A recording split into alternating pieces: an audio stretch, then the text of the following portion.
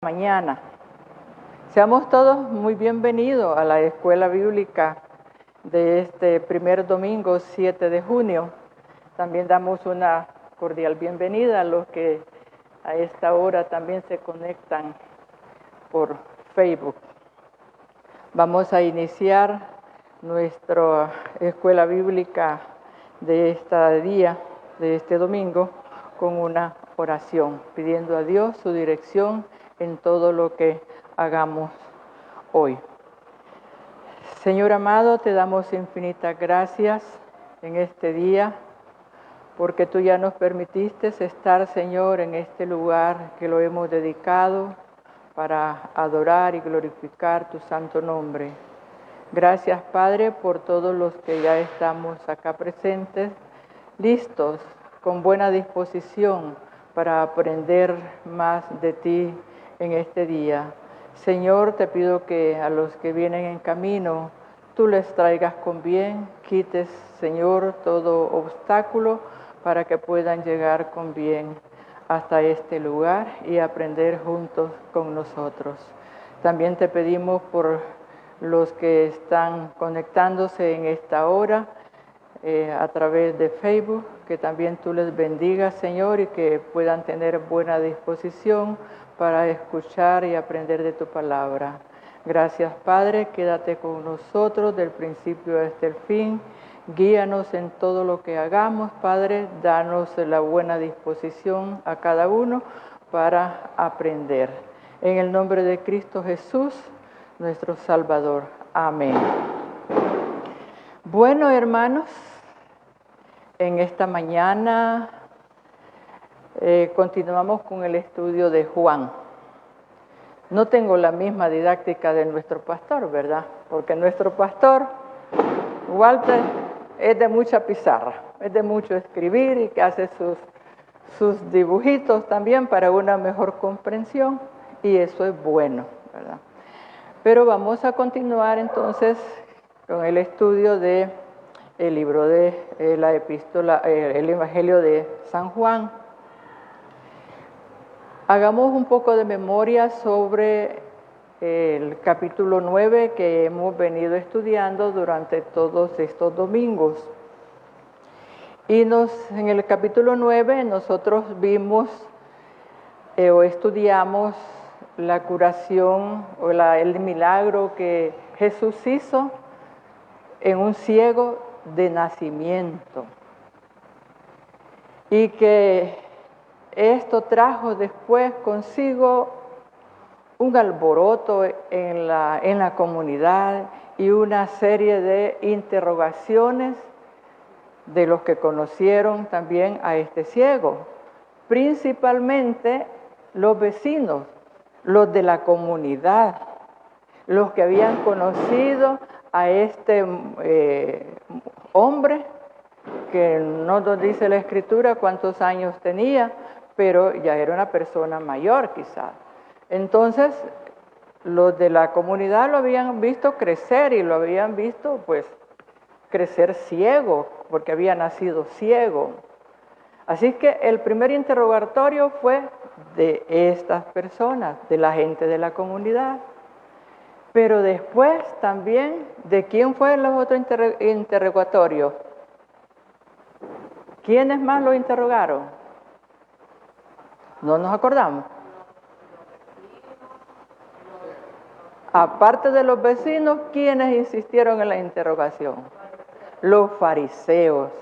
Vinieron ellos a interrogar al pobre hombre, y no solo una vez, sino varias veces lo interrogaron. Que cómo había sido eso, quién le había hecho ese milagro. No podían creerlo.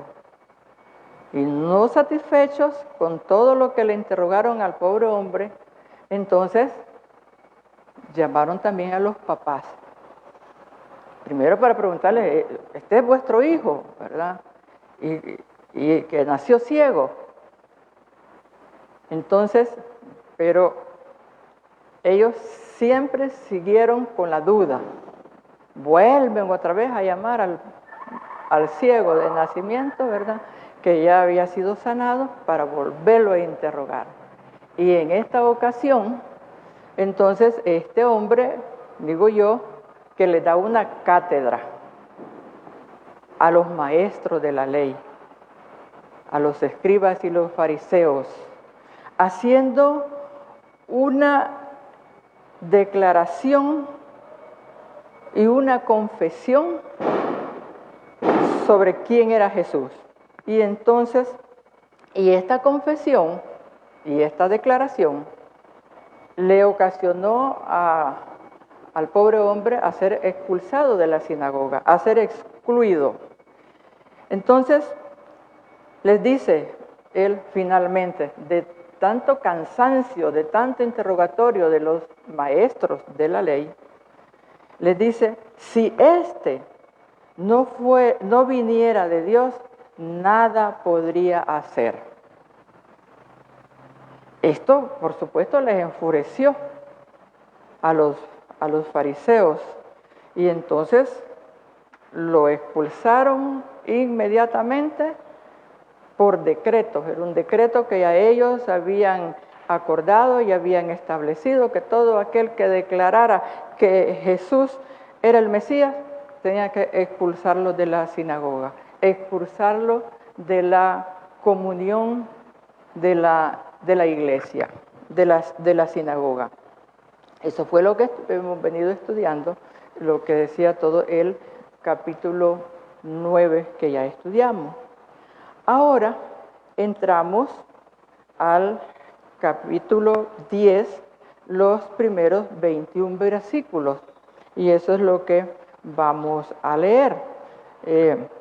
Voy a suplicarle, por favor, quizás a la hermana Lolita, si nos puede leer el pasaje que vamos a estudiar en esta mañana.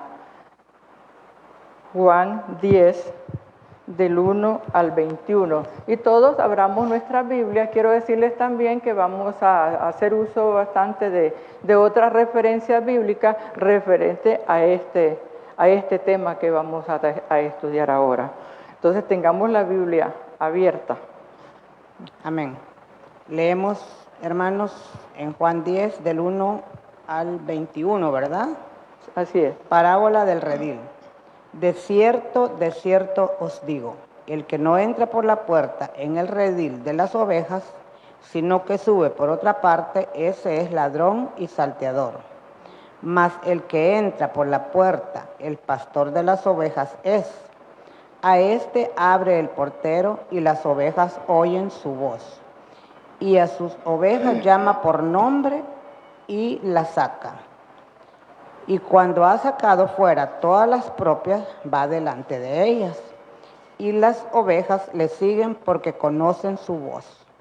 Mas al extraño no seguirán, sino huirán de él, porque no conocen la voz de los extraños. Esta alegoría les dijo Jesús, pero ellos no entendieron qué era lo que les decía. Jesús el buen pastor.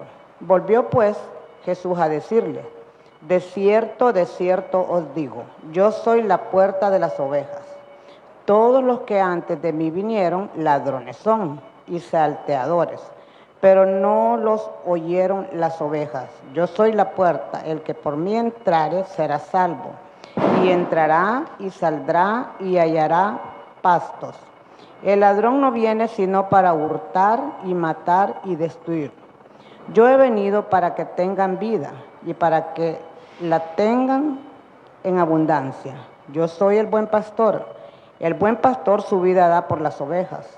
Mas el asalariado, y que no es el pastor, de quien no son propias las ovejas, ve venir al lobo y deja las ovejas y huye. Y el lobo arrebata las ovejas y las dispersa. Así que el asalariado huye, porque es asalariado y no le importan las ovejas. Yo soy el buen pastor y conozco mis ovejas, y las mías me conocen.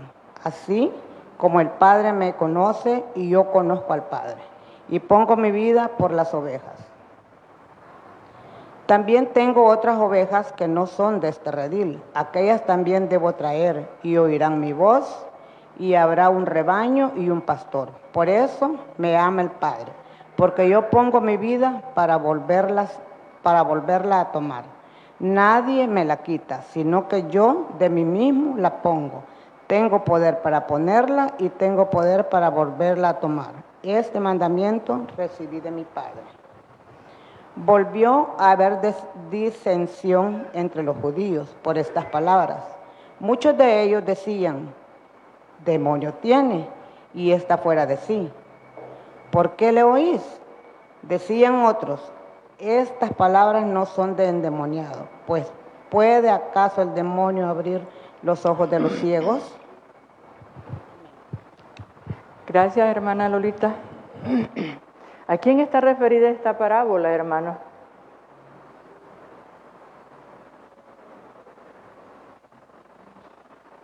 ¿A quién? A nosotros hoy en este tiempo. Pero en aquel tiempo, ¿a quién estaba dirigida esta parábola? A los fariseos, a los escribas y los fariseos, a aquellos que habían expulsado a aquel pobre hombre sanado, que había nacido ciego. En esta parábola Jesús utiliza una actividad muy común entre las familias de Palestina, como era el pastoreo. El trabajo de un pastor era de cuidar de las ovejas, de esos animalitos sencillos también, ¿verdad? Que dicen que no tienen muy buena visión también. Entonces, el cuidado era muy necesario del pastor. ¿De qué las tenía que cuidar? Bueno, de los depredadores, de los lobos, de los ladrones, también llevarlos a comer buen pasto. Ese era el trabajo que hacían los pastores, y Jesús utiliza esto para enseñarles a ellos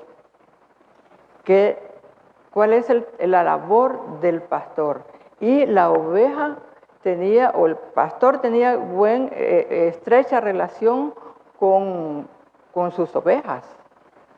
Entonces, las ovejas lo conocían, lo identificaban al pastor, y el pastor tenía que conocer también individualmente a cada oveja.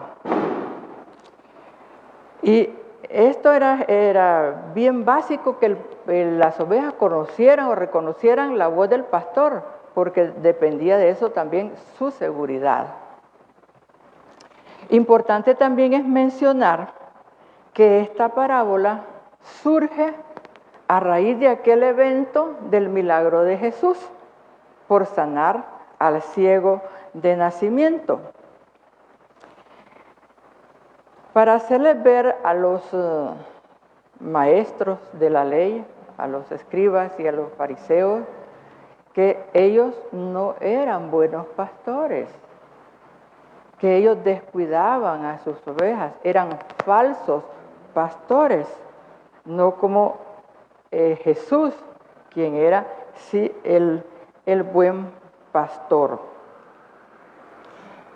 Estos falsos pastores son esos que expulsaron al ciego sanado.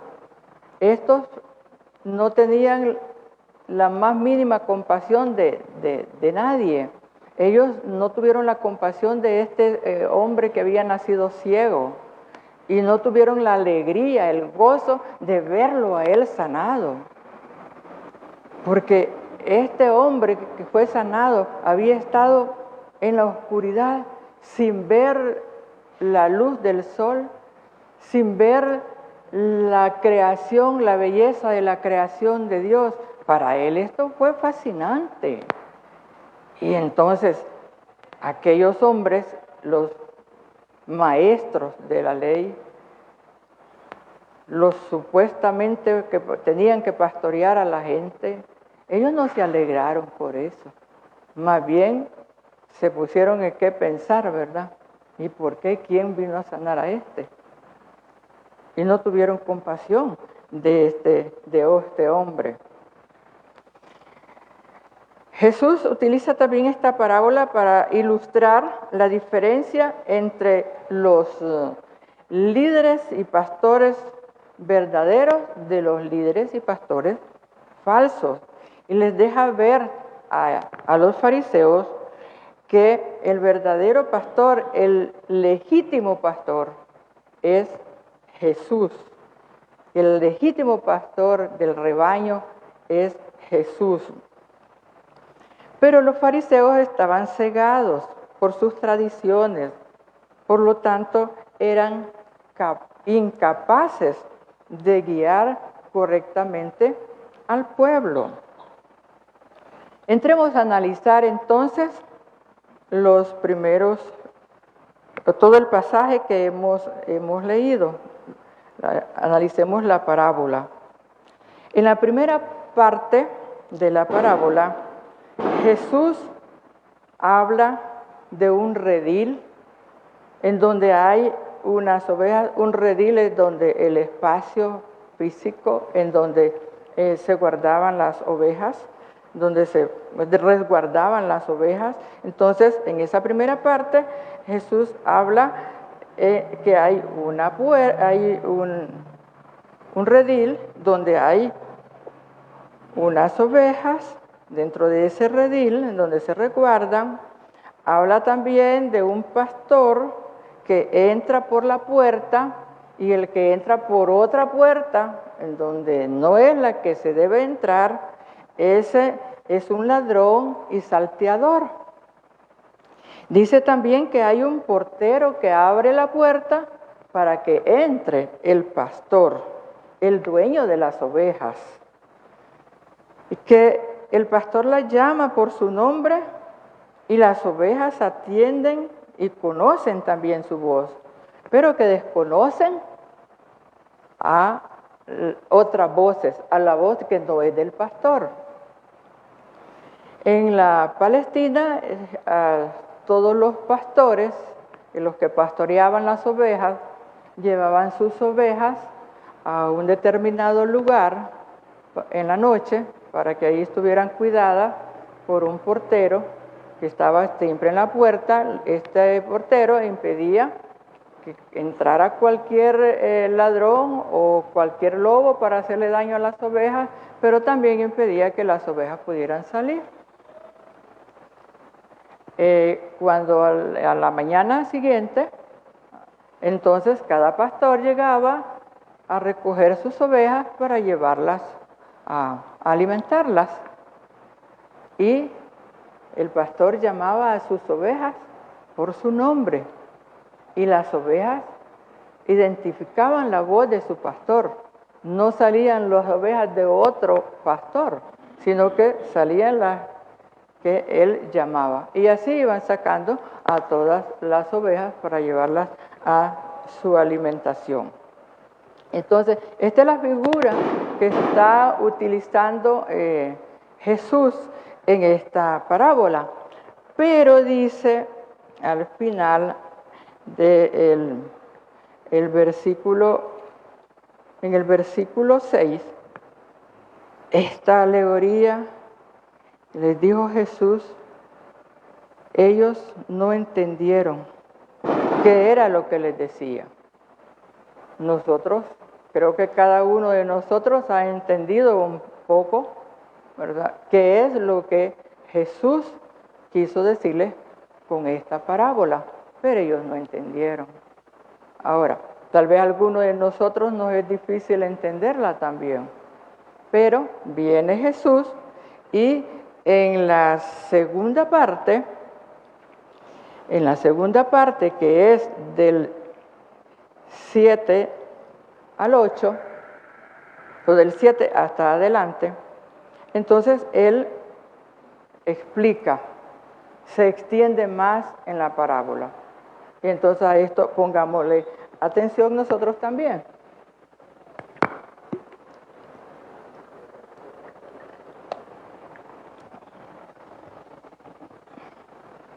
Hay esta explicación que hace Jesús de la parábola, en donde la amplía. Dice en el 7 y 8, aquí Jesús él se identifica como la puerta de las ovejas. Dice, volvió pues Jesús a decirles, de cierto os digo, yo soy la puerta de las ovejas. O sea, el único medio para entrar al redil, o sea, al reino de Dios. El versículo 8 dice, todos los que antes de mí todos los que vinieron antes de mí, ladrones son y salteadores, pero no los oyeron las ovejas. ¿Quiénes son estos que vinieron antes de Jesús? A ver, reacciones. Esta es una lectura también comprensiva, ¿verdad? Entonces es un estudio y podemos interactuar, ¿verdad? ¿Quiénes son estos que vinieron antes de Jesús? ¿Qué se los...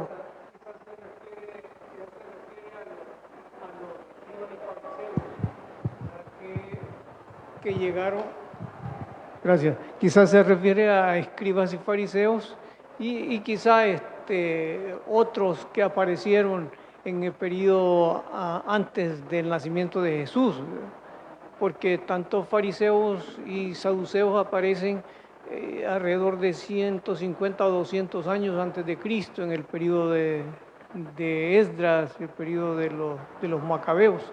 Así que imagino que se refiere a esos por la referencia anterior, ¿verdad? Que tú hacías en la lectura. Correcto. Todos los que vinieron antes, tanto lo encontramos en el Antiguo Testamento como en el Nuevo Testamento. Son todos aquellos que se llamaban ser pastores, que ellos eran los pastores y los que cuidaban las ovejas, que estaban al cuidado del pueblo y eran falsos. En Ezequiel, él denuncia esto en la profecía contra los falsos pastores, en el capítulo 34. Los denuncia como falsos pastores que se apacientan a sí mismos. En el capítulo 34 vamos a leer el versículo 2. Si lo pueden buscar, el hermano que lo tenga, por favor, que lo lea. Ezequiel 34, 2.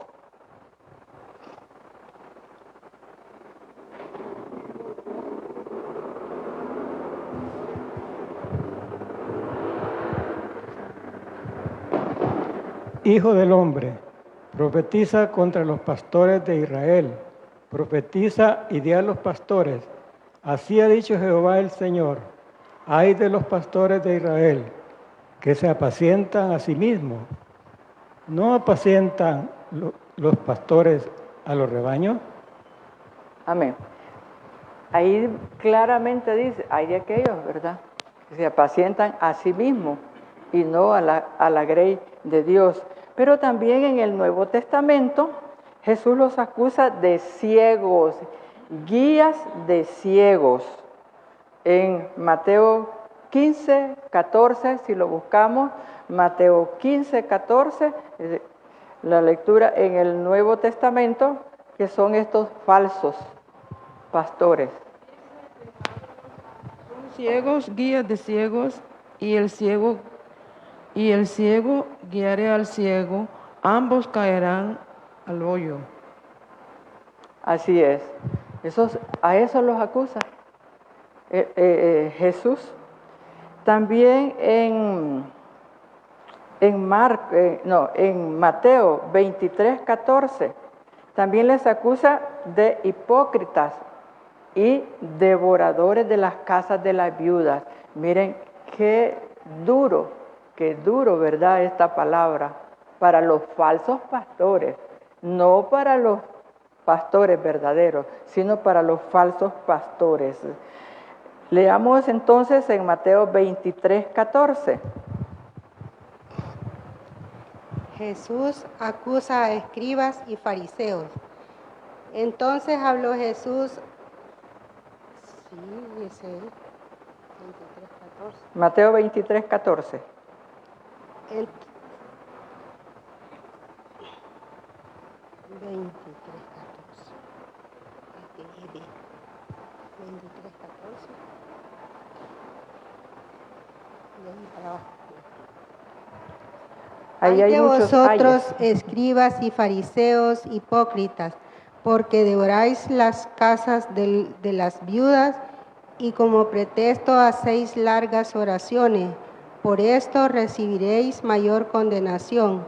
Hay de vosotros, escribas y fariseos hipócritas. Hasta ahí es solo el 14. Vaya. Después vamos a leer el 15. Estos son los ayes de Jesús con los falsos pastores. El hermano Luis acostumbra a decir, ay de aquello, y todos los ayes, ¿verdad? Entonces, Jesús aquí en este capítulo de Mateo emplea muchos ayes para los falsos pastores.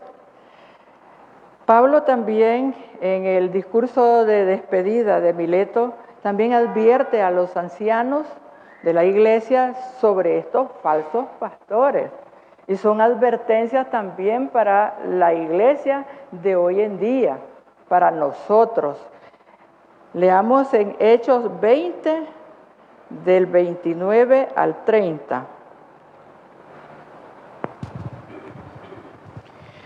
Porque yo sé que después de mi partida entrarán en medio de vosotros lobos rapaces que no perdonarán al rebaño. Y de vosotros mismos se levantarán hombres que hablen cosas perversas para arrastrar tras sí a los discípulos. Ahí está también otra advertencia para los ancianos de aquel tiempo, de la iglesia de aquel tiempo, pero también para nosotros ahora. Porque en nuestros tiempos, al igual que en la antigüedad, hay muchos falsos pastores, pero no solo falsos pastores, falsos cristianos, que decimos llamarnos cristianos, pero nuestros hechos dicen otra cosa. Así es que esta palabra no es solamente para los falsos pastores, también es para nosotros, los falsos cristianos, que con nuestros hechos dejamos ver otra cosa, que somos otra cosa. Entonces, nosotros debemos siempre buscar la dirección de Dios, tratar la manera de saber conocer la voz de Dios para diferenciar también aquellos falsos pastores, esos que se aprovechan de la congregación para beneficio de ellos mismos. Entonces, hoy en nuestro tiempo hay nacimiento de muchas congregaciones. Aquí en nuestro alrededor hay muchas iglesias, ¿verdad? Pequeñas, medianas, grandecitas, ¿verdad? Y nosotros que estamos aquí, pero nosotros ya somos centenarios acá, pero muchos que han nacido aquí alrededor.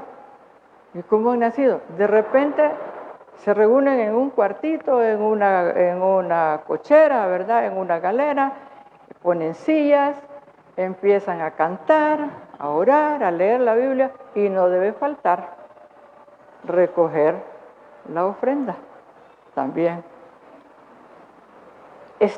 Muchos ven esto como que fuera cualquier emprendimiento, cualquier negocio, una manera de cómo sobrevivir.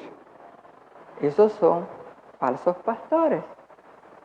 Yo tenía una compañera de trabajo que tenía un mal concepto de los pastores, vergüenza para mí, ¿verdad? También, pero ella decía, si quieres tener dinero fácil, hacerte pastor o hacerte diputado. Entonces yo le decía, esos no son pastores, esos son vividores. Pero eso es lo que tenemos en nuestro medio. Entonces debemos nosotros ser cuidadosos. Nuestra iglesia ha tenido ese celo y ese cuidado para dar nombramiento a un pastor. O también para ceder el púlpito a un predicador. El pastor responsable de la congregación tiene que saber a quién va a ceder el púlpito para que no venga a ponerlos a la congregación doctrinas que se salen fuera de lo que nosotros creemos que es lo que dice la palabra de Dios. Entonces el pastor también tiene que ser celoso en eso. Y esta iglesia ha tenido ese celo, aunque en estos últimos años se ha flexibilizado un poco, pero yo pienso que no debemos flexibilizarnos en eso. Tenemos que ser celosos en a quién vamos a poner de pastor, porque es el guía espiritual, el que va a guiar a toda la congregación. Los que se paran al púlpito para predicar, tienen que ser personas que verdaderamente no se salgan de lo que dice la Escritura. Y ahí es donde debe estar el celo también del pastor a quien se le ha encomendado este rebaño, la primera iglesia bautista de San Salvador. La segunda parte del versículo 8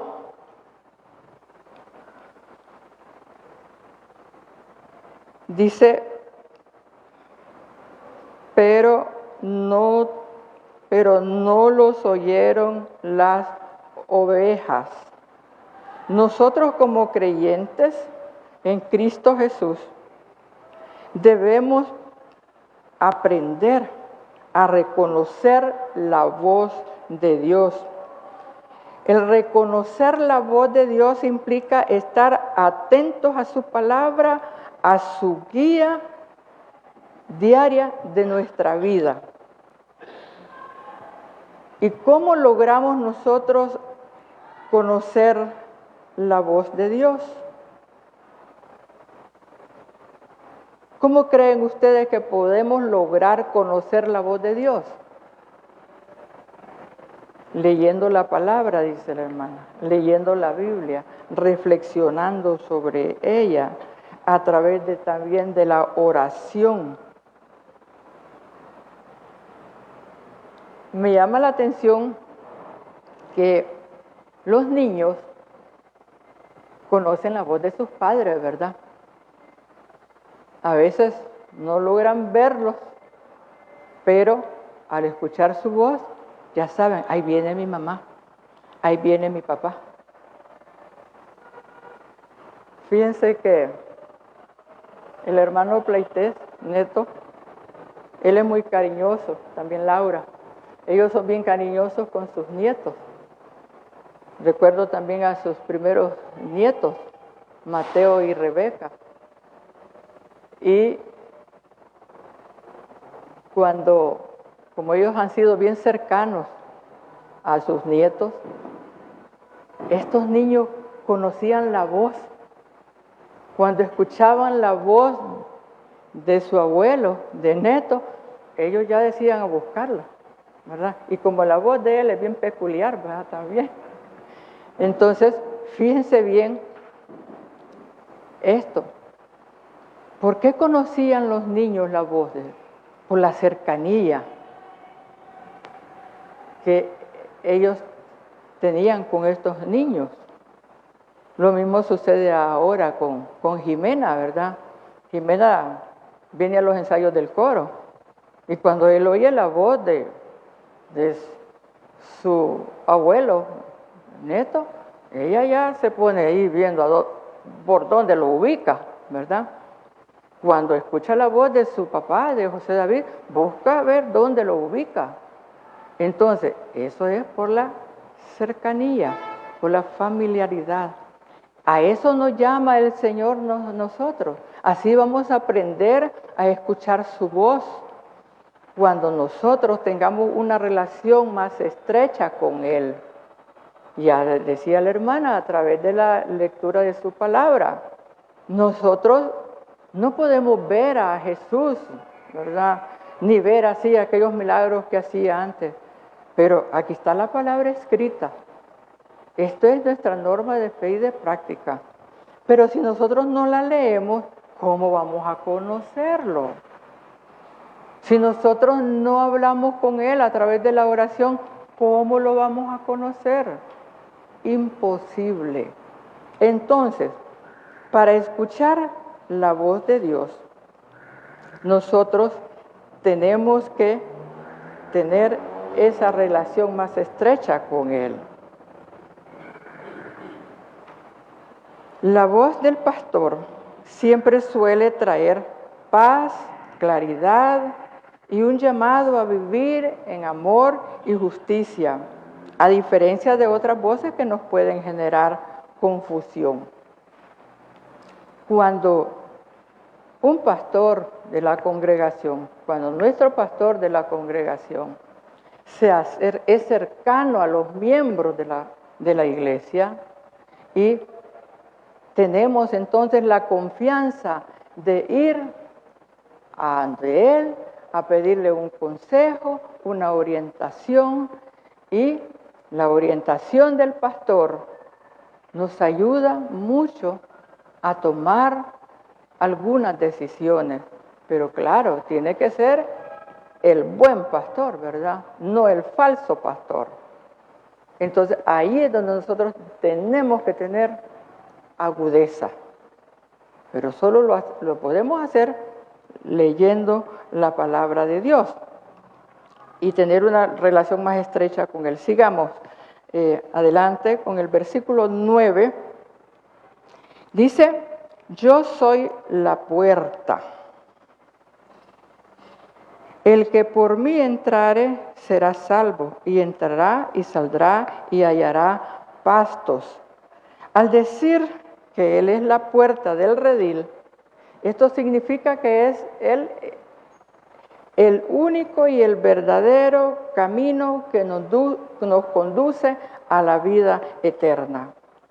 Así como una puerta sirve para controlar quién entra y quién sale, también Jesús es el acceso a Dios por esa única puerta que nosotros tenemos que entrar, que es Jesús. Y cuando la persona entra por esa única puerta, entonces encuentra protección y seguridad. Versículo 10. El ladrón dice, no viene sino para hurtar y matar y destruir. Yo he venido para que tengan vida y para que la tengan en abundancia. Esta primera parte dice que el ladrón pues no viene sino que para matar y para destruir.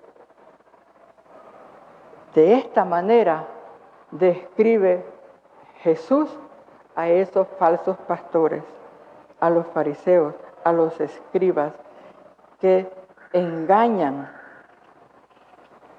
a la gente, que mantienen oprimiendo al pueblo de Dios.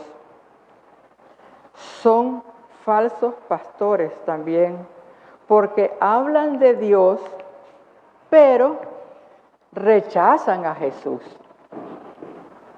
¿Cómo es eso, verdad? Que pueden ser pastores, verdaderos pastores, si rechazan a Jesús. No puede ser. En nuestros tiempos siempre hay falsos pastores, pero no solo falsos pastores, también falsas religiones que siguen destruyendo a su feligresía, enseñando falsas doctrinas, porque ellos no tienen a Dios en su corazón. Veamos qué dice 2 Juan 1:9. 2 Juan 1:9.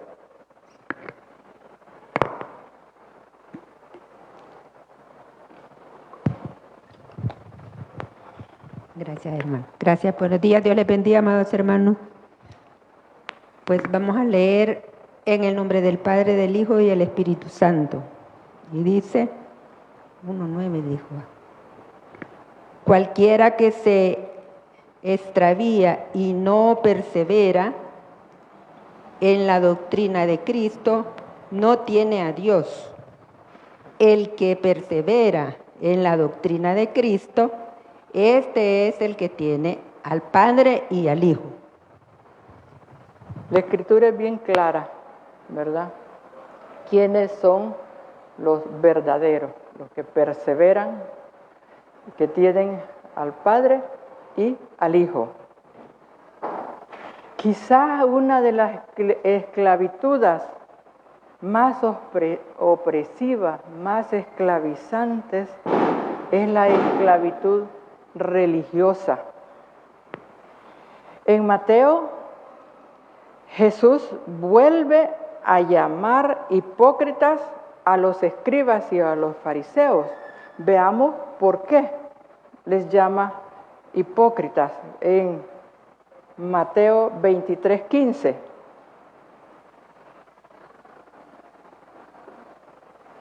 Mateo 23:15.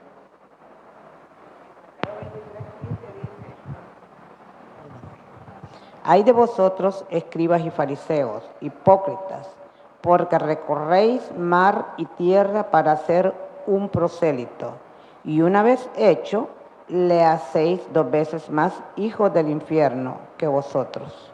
Miren qué dura esta palabra. Muy dura esa palabra. Son palabras de Jesús. Sí, hermano.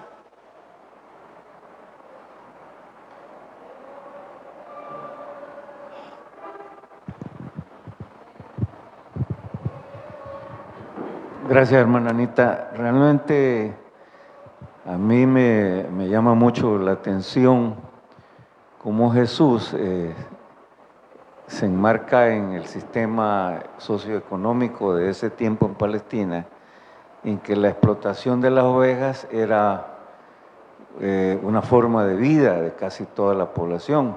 Obviamente los pastores, la mayoría, eran propietarios y eran pastores que se enfrentaban en la noche, caminaban grandes distancias porque no hay mucho pasto en esa zona, sino que tenían que caminar mucho. Y luego el peligro de los salteadores, de las bestias carnívoras, en fin, todo esto era conocido por el pueblo. Y cómo Jesús se empodera de los que están sufriendo, de los que viven día a día, de todo ese, de toda esa forma de vida, y cómo lo trae a él, y él dice, el buen pastor da la vida por su oveja. Y él sabía que el buen pastor no tenía que ser asalariado, sino que él no le importaba eso, él le importaba la grey, le importaba el rebaño del cual él y su familia y quién sabe más vivían. Digo esto que me llama la atención porque en estos años, los últimos años, podemos decir, hemos visto cada caso, quizás aquí en nuestro país no mucho, pero sí en otros. Vimos un caso reciente en Guadalajara de un pastor que tenía un poder increíble económico En Miami otro que la esposa lo estaba demandando por la mitad de sus riquezas, más de 400 millones de dólares, lo que ella pedía, o sea que el señor tiene más de 900 millones. Y vemos otros pidiendo, o que le han encontrado jets privados que valen más de 50 millones. Entonces uno dice, bueno, por eso es que la gente a veces dice y se expresa lo que bien decía su amiga. Yo creo que también nosotros en el país hemos tenido grandes líderes espirituales, tanto en nuestra fe como en otras iglesias hermanas, que han dado su vida por sus ovejas. Y esto es lo grande, esto es lo hermoso de Jesús, que ese sistema de vida del pueblo lo trajo hacia él y hacia los que lo estaban oyendo, y aún para nosotros persiste en buscar ese buen pastor que nos dirija, tal como usted lo ha aclarado y ha hecho énfasis, en seguirlo para estar cerca de Dios. Gracias, hermano. Gracias, hermano. Más adelante vamos a hablar sobre los pastores asalariados, ¿verdad? Vamos a avanzar. En la segunda parte, Jesús les dice que Él ha venido para que tengan vida y para que la tengan en abundancia. Esto es lo opuesto a matar y a destruir, es dar vida. Y lo opuesto del ladrón, pues, es el buen pastor, que es Cristo. En el versículo 11, vamos a ir avanzando porque el tiempo también va avanzando. En el versículo 11 dice, yo soy el buen pastor su vida da por las ovejas. Entonces aquí Jesús se autodenomina como el buen pastor, como el buen pastor que da la vida por sus ovejas. Y dar la vida por otros implica un acto movido por el amor. Jesús no es un pastor distante, es un pastor cercano al ser humano, que entregó en sacrificio su vida en la cruz del Calvario por salvarnos a nosotros. Y este acto transforma la relación entre Dios y el ser humano. Versículos del 12 al 13. Aquí es donde habla del asalariado. Jesús pone al descubierto lo que realmente son los líderes religiosos que tienen una actitud contraria a la de Jesús. Y dice, versículos 12 y 13, dice, mas el asalariado, y que no es el pastor, de quien no son propias las ovejas, ve venir al lobo y deja las ovejas y huye. Y el lobo arrebata las ovejas y las dispersa. Así que el asalariado huye porque es asalariado y no le importan las ovejas. Jesús aquí entonces, como le dice, pone de manifiesto aquí a los judíos, ¿verdad?, de aquel entonces. Y es que la actitud de los líderes religiosos de los judíos eran extraños, realmente extraños a la gente. Y Jesús los considera ladrones y asaltantes y además asalariados. Un asalariado es aquel que trabaja para otra persona, que no es dueño él del negocio, él depende de su salario. Ese es un asalariado. El asalariado no corre ningún riesgo en el negocio, lo corre el dueño. Entonces, aquí los está comparando así con el asalariado, el que no le importa lo que suceda, no le importa lo que suceda con la empresa donde trabaja, sino que lo que le importa es su salario, ¿verdad? Entonces, así está comparando Jesús aquí con a los falsos pastores como asalariados. Pero Jesús no los condena por recibir salario, sino que la llamada de Jesús es que ellos no hacían su trabajo, no cuidaban la grey de Dios, no cuidaban las ovejas por amor a Dios y al servicio de las ovejas, sino por el salario únicamente.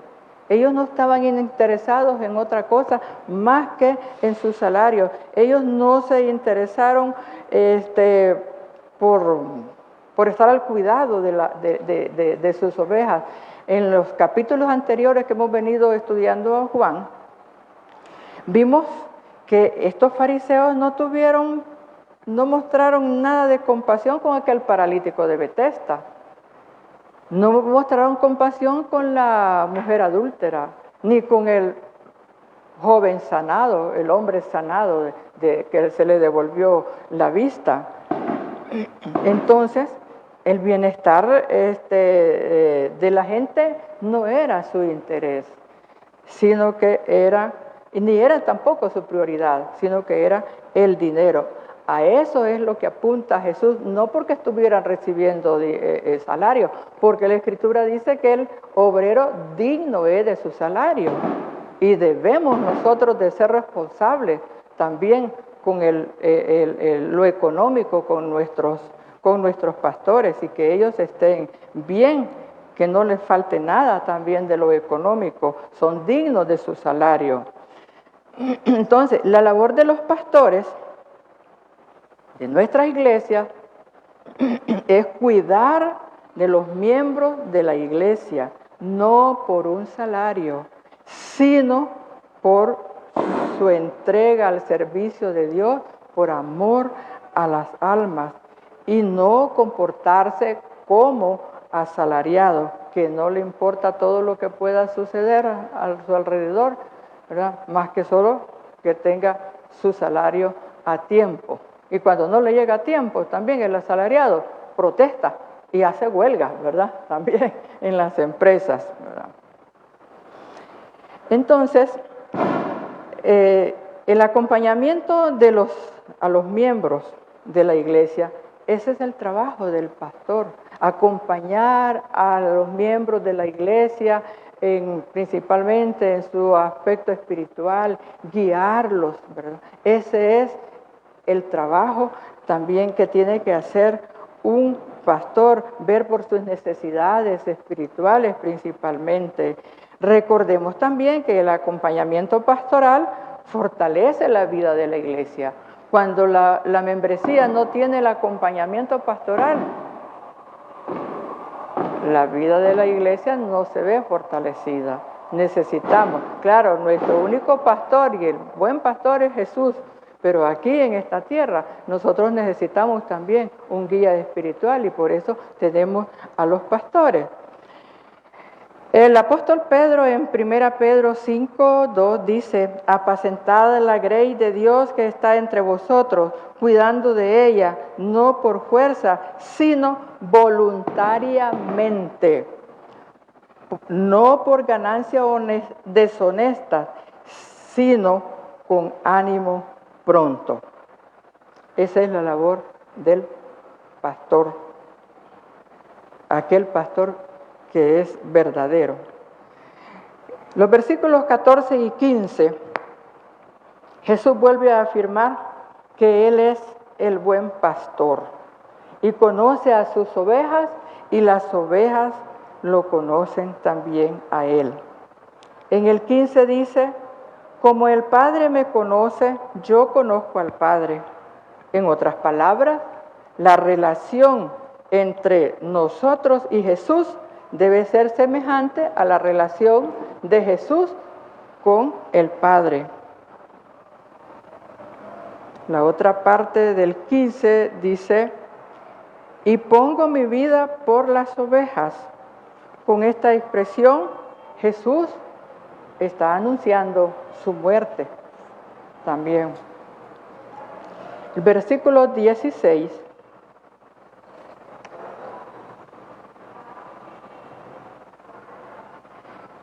dice: También tengo otras ovejas que no son de este redil. Aquellas también debo traer, y oirán mi voz, y habrá un rebaño y un pastor. ¿A qué ovejas se estará refiriendo acá Jesús? ¿Qué piensan ustedes? ¿A qué ovejas se estará refiriendo aquí Jesús? A los no judíos, a los gentiles, a nosotros, a esas ovejas, a los gentiles, es a los que Jesús dice que Él tiene que llamarlos para ser un solo redil. Este concepto refleja la unidad de la iglesia, donde tanto judíos como gentiles forman un solo rebaño guiados por un solo pastor que es Cristo. Pablo dice que no hay judío ni griego, no hay esclavo ni libre, mujer ni hombre, todos somos uno en Cristo. Esa es la misión principal de Cristo, que todos seamos uno. Pero ¿cómo haría esto Jesús?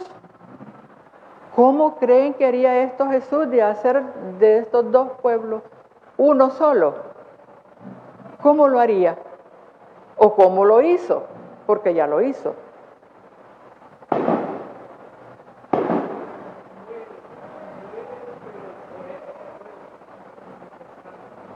Lo hizo a través de su muerte y resurrección. Así vino a formar un solo cuerpo, un solo pueblo. Versículos 17 y 18. Dice, por eso me ama el Padre, porque yo pongo mi vida para volverla a tomar. Nadie me la quita, sino que yo de mí mismo la pongo. Tengo poder para ponerla y tengo poder para volverla a tomar. Este mandamiento recibí del Padre. Estos versículos centran la atención en el amor de Dios hacia Jesús y su sacrificio. Jesús declara que el Padre lo ama por el amor que Él tiene para con nosotros, para con las ovejas, o sea, nosotros, hasta el grado de poner su vida por nosotros. Pero también Él tiene el poder de volverla a tomar, esto haciendo referencia también a su resurrección. Y al final del versículo 18 dice, este mandamiento recibí de mi Padre. Esta expresión implica su autoridad y poder sobre su vida, autoridad que fue recibida de parte de su Padre, que resalta también la soberanía de Dios y la misión de Jesús aquí en la tierra, quien vino, pues, como ya todos sabemos, vino al mundo para darnos vida y rescatarnos a muchos. Versículo 19. Otra vez hubo falta de acuerdo entre los escribas entre los escribas y fariseos por las palabras expresadas de Jesús. ¿Y por cuáles palabras sería que entró ese desacuerdo entre ellos? ¿Sería por haber dicho que Él era la puerta y el buen pastor de las ovejas? Y que también su Padre lo amaba y que además Él tenía poder para poner su vida y volverla a tomar, o sería por ambas expresiones. Quizás por todo lo que dijo Jesús, ¿verdad? Porque todo lo que decía Jesús, ellos iban siempre al contrario, ¿verdad? Siempre le llevaban la contraria. Al hablar de ser el buen pastor y la puerta de las ovejas, Jesús hacía afirmaciones muy profundas de su papel divino y su relación con la humanidad. Estas afirmaciones eran difíciles de aceptar, claro, por todo lo que decía Jesús, ¿verdad? Era difícil de aceptarlo por muchos, especialmente por los escribas y los fariseos, que ellos se aferraban a sus interpretaciones tradicionales de la ley. Y no era la primera vez que había disensión entre los judíos respecto a lo que Jesús hacía y decía. Pero esto se debía al rechazo de no aceptar a Jesús como Hijo de Dios. Veamos ahora el versículo 20. Ya vamos terminando. El versículo 20 dice, muchos de ellos decían, demonio tiene y está fuera de sí. ¿Por qué le oís? Este desacuerdo de ellos, de que tenía demonios, no era la primera vez. Ellos siempre decían que Jesús tenía demonios, pero en esta ocasión aún le agregan que además de demonio, que está loco, que está fuera de sí. O sea, que no había que oírle, porque a un loco no se le pone atención. También, no solo los escribas y los fariseos, recordemos que también los hermanos de Jesús también lo tildaron de fuera de sí. Alguien que está fuera de sí es que está loco. Por lo tanto, a esa persona no hay que escucharle, no hay que ponerle atención. Versículo 21, nuestro último versículo, y dice, decían otros, estas palabras no son de endemoniado. ¿Puede acaso el demonio abrir los ojos de los ciegos? Ay, hermanos, esta declaración y a la vez una pregunta, la declaración que hacen los otros, porque había disensión, unos a favor y otros en contra, la declaración que hace dice, estas palabras no son de endemoniado. Y la pregunta, ¿puede acaso el demonio abrir los ojos de los ciegos?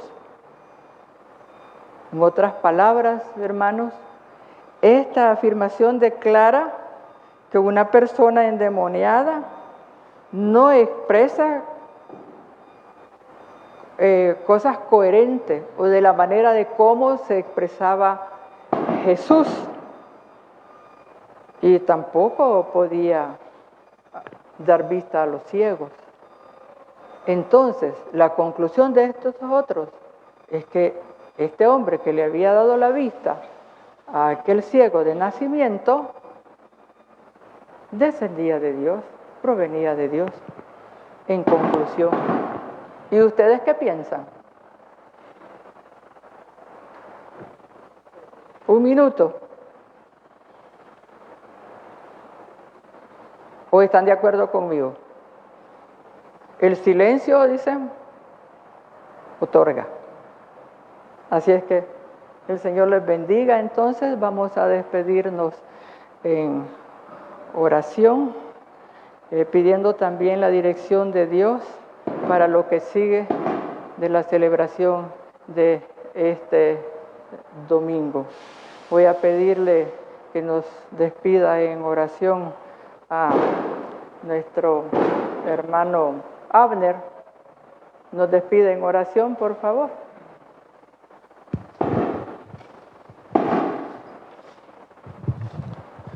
Padre Celestial, te damos gracias, Señor, porque nos diste la oportunidad de estar reunidos aquí en tu nombre para estudiar tu palabra, Señor. Te pido que bendigas a cada uno de los asistentes y que asimile completamente lo que se ha dicho, Señor. Te lo pido en el nombre de Cristo, tu Hijo amado. Amén.